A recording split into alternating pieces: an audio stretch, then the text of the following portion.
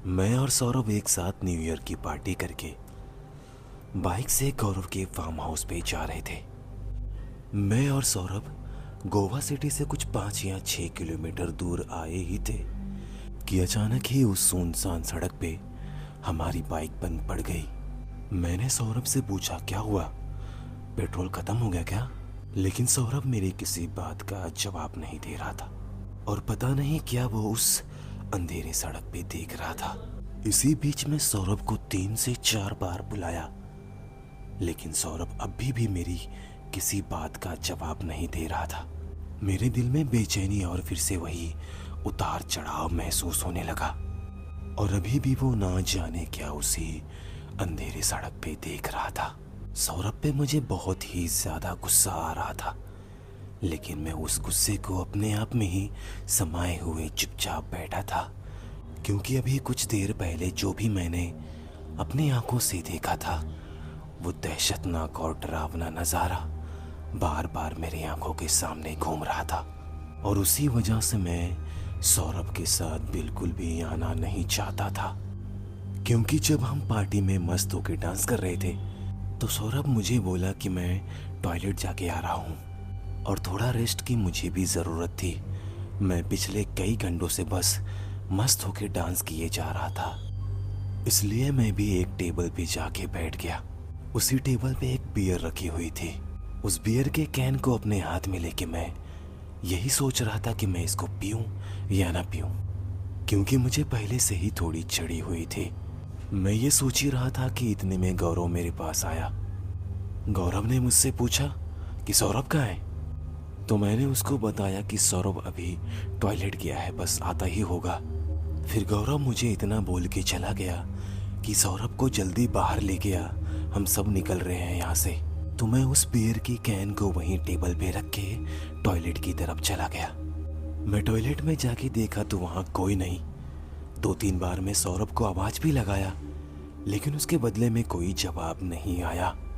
तो मैं टॉयलेट से निकल के बाहर बीच की साइड जाने लगा। मैं बीच की साइड जा ही रहा था कि मुझे अचानक ही एक पेड़ के पीछे से 2 लोगों की बात करने की आवाज आई।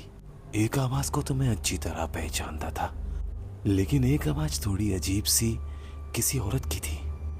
तो मैं उस पेड़ की तरफ जाने लगा और जैसे ही उस पेड़ के पीछे पहुंच के मैंने सौरभ को गुस्से में बोला कि तू यहाँ क्या कर रहा है?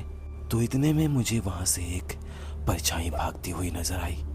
फिर मैंने सौरभ से पूछा कि वो कौन था जो अभी यहाँ से भागा है। सौरभ मेरी बात का जवाब नहीं दे रहा था, बस वो अजीब तरह से मुझे घूर रहा था। और सौरभ इस तरह मुझे घूर रहा था कि जैसे वो मुझे पहचानता ही ना हो।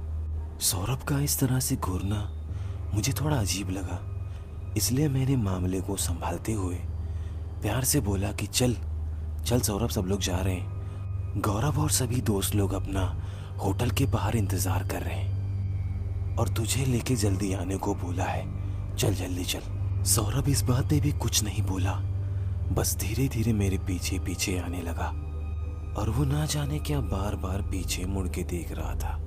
सच कहूं तो सौरभ की इन अजीब सी हरकतों से अब मुझे डर लगने लगा था, क्योंकि अभी कुछ देर पहले सौरभ एकदम बिंदास और ठीक ठाक था, लेकिन अब जो इसकी हरकत है वो मुझे सौरभ की बिल्कुल भी नहीं लग रही है।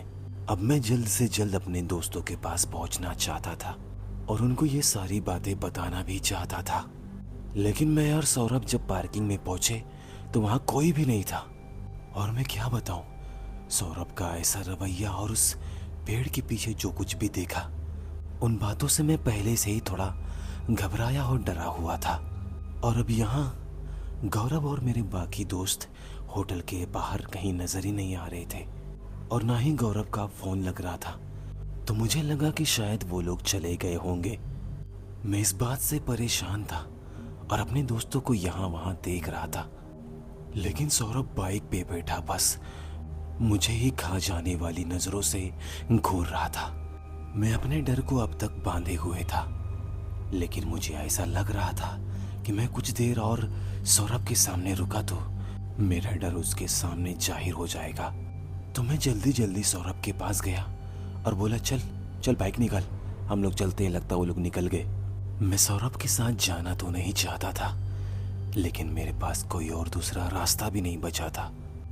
फिर सौरभ ने बाइक निकाला और जैसे ही मैं उसका कंधा पकड़ के पीछे बैठा तो सौरभ पीछे मुड़ के मुझे फिर घूरने लगा और मैं जल्दी से उसके कंधे से हाथ हटा लिया। सौरभ बिना कुछ बोले ही बाइक चलाता जा रहा था।